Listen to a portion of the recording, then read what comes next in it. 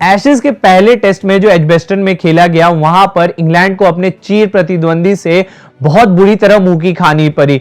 बहुत ही शर्मनाक हार यहां पर इंग्लैंड की हुई है और इस शर्मनाक हार का कारण माना जा रहा है बेसबॉल इंटेंट को। बेसबॉल इंटेंट को जहां थोड़े बहुत लोग सही मान रहे थे फर्स्ट डे के अंत में, लेकिन आखिरी दिन के अंत में वो थोड़े बहुत लोग भी अब बेसबॉल के खिलाफ हो चुके हैं और कह रहे हैं कि बेसबॉल इंटेंट पूरी तरीके से गलत है। बेसबॉल इंटेंट की तो गलतियां बहुत सारी यहां पर इंग्लैंड टीम के द्वारा देखने मिली, लेकिन उसके अलावा भी इंग्लैंड टीम ने बहुत सारी गलतियां की। आइए उस पर नजर डालते हैं। पहली गलती जो उनकी फर्स्ट इनिंग्स में हुई, जो उन्होंने डिक्लेयर किया, कहीं से जायज नहीं बनता था कि आपके जब बेस्ट बैटर बैटिंग कर रहे हो 100 रनों से ऊपर पे, आप वहां पर डिक्लेयर कर दे, यानी आपको उन पे भरोसा ही नहीं है वो आगे कुछ रन कर पाए कि नहीं कर पाए। हो सकता था कि जो रूट कुछ और रन जोड़ सके, 15-20 एक्स्ट्रा रन जोड़ देते तो बहुत फायदा हो सकता था। चलिए चलते हैं दूसरी गलती के ऊपर। जो सेकेंड इनिंग्स में दूसरी गलती हुई वो हुई फील्डिंग के द्वारा। जॉनी बेयरस्टो और जो रूट से खासकर इन दोनों ने मिलकर स्लिप कॉर्डन और विकेट कीपिंग कॉर्डन में बहुत सारे कैचेस छोड़े, बहुत ज्यादा मौके छूटे वहां पर। जॉनी बेयरस्टो ने अकेले 3 या 4 कैचेस छोड़े और उसके बाद 1 या 2 स्टंपिंग भी छोड़ी, और वहां पर जो रूट ने भी स्लिप में बहुत ज्यादा मौके छोड़े, जिस वजह से उस्मान ख्वाजा को हमने रन करते हुए देखा, हमने एलेक्स कैरी को रन करते हुए देखा, हमने ट्रेविस हेड को रन करते हुए देखा, जिसका फायदा यहां पर ऑस्ट्रेलिया टीम को मिली और सिर्फ 7 रनों की लीड बची रह गई वहां पर इंग्लैंड टीम के पास दोनों की फर्स्ट इनिंग्स के बाद। अब बात करते हैं जब सेकंड इनिंग्स में इंग्लैंड बैटिंग करने आई, यहां पर सबसे बड़ी गलती हुई और यहां पर सबसे बड़ा रोल आया बेसबॉल इंटेंट का।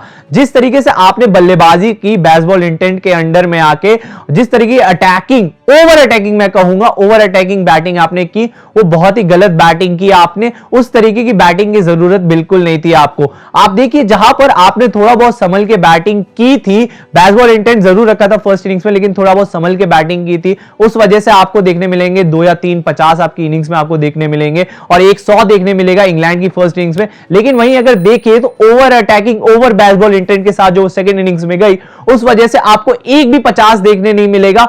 100 तो छोड़ ही दीजिए, एक भी 50 आपको देखने नहीं मिलेगा इंग्लैंड टीम की तरफ से। हाईएस्ट स्कोर आपको 46 का दिखेगा जो रूट की तरफ से, जो कि जो रूट ने 100 मार दिया था और जो रूट स्टेप आउट करके अपने टेस्ट करियर में पहली बार आउट हुए। तो ये जो बेसबॉल का ओवर इंटेंट हमें देखने मिला, इस वजह से इंग्लैंड को बहुत ही शर्मनाक हार का सामना करना पड़ा। चलिए अब चलते हैं फोर्थ इनिंग्स के ऊपर, यानी ऑस्ट्रेलिया की सेकंड इनिंग्स के ऊपर। यहां पर भी इंग्लैंड टीम की तरफ से बहुत सी गलतियां हुई, फिर से कुछ कैच ड्रॉप्स हुए, फिर से कुछ मौके बने जो कि छोड़ दिए गए। एक बहुत ही तगड़ा मौका बना था बेन स्टोक्स के पास, बेन स्टोक्स ने वैसा सेम टू सेम वैसा मौका पकड़ रखा है वर्ल्ड कप 2019 में, ओडीआई का जब वर्ल्ड कप हुआ था, लेकिन इस बार वो पकड़ने में असफल हुए, जिस वजह से बल्लेबाज को वहां जीवन दान मिला और उसी वजह से मैच यहां पर ऑस्ट्रेलिया के हाथ से चला गया। और दूसरी सबसे बड़ी गलती जो उनकी सेकंड इनिंग्स में हुई थी वो ये थी कि उन्होंने नई बॉल लेने में बहुत देर कर दी। इतनी देर जो उन्होंने नई बॉल लेने में कर दी, इस वजह से बहुत ज्यादा सेट हो चुके थे पैट कमिंस और नेथन लायन, जिसकी वजह से महान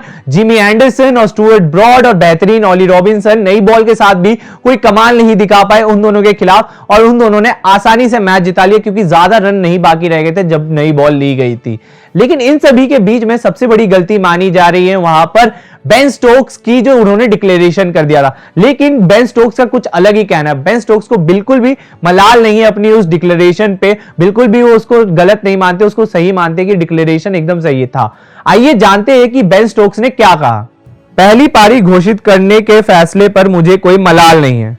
कौन जानता है अगर रूट और जिमी आउट हो जाते और हम उसी जगह होते।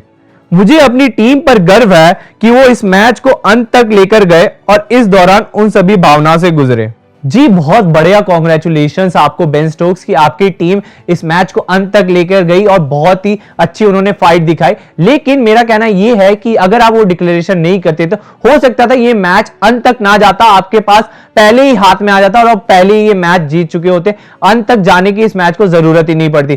कमेंट्स में बताएं दोस्तों कि आपके हिसाब से सबसे बड़ी गलती यहां पर इंग्लैंड टीम की क्या थी इन 4 या 5 गलतियों में से, और बेसबॉल इंटेंट आपके हिसाब से कितना सही है कितना गलत है ये भी हमें कमेंट्स में बताएं। लाइक करें, शेयर करें, सब्सक्राइब करना बिल्कुल ना भूले। देखते रहे तूफान स्पोर्ट्स, खेलो तूफान से।